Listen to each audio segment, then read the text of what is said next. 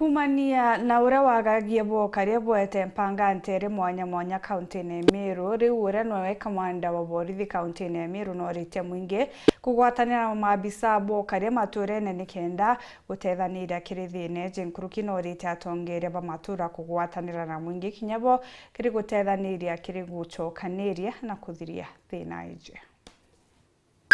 DCC mheshimiwa wetu,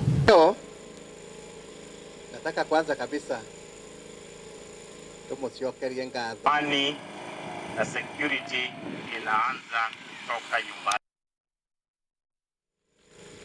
nyumbani mali iko baba, mama na watoto. Tukitoka hapo ndio tutaenea mambo ya security.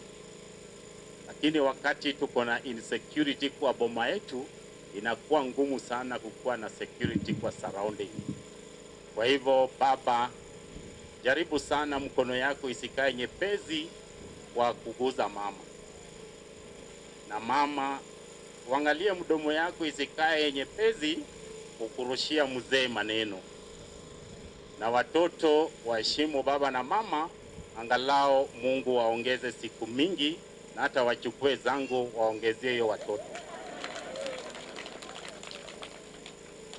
Baba, mama kama amekueleza yeye ni mgonjwa, amechoka kwa kazi ya mchana kwa sababu wanafanya kazi mingi sana mchana, kubali hata kesho ni siku.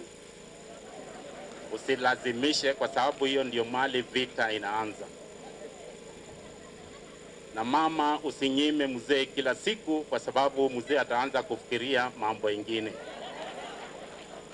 Alafu tuharibu amani.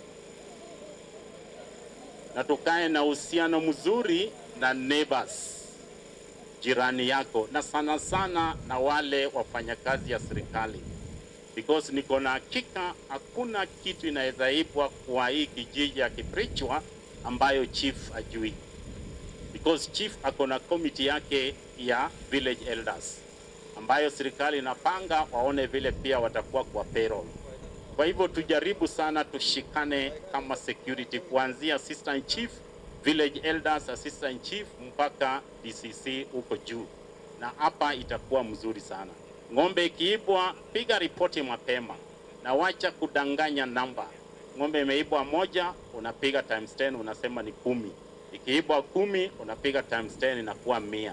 Haisaidii sisi because tukirecover ambayo tunafanya bidii na tunacover under the stewardship ya respective DCCs, inakuwa sasa ni ngumu kusema ukweli kwa sababu ulidanganya namba.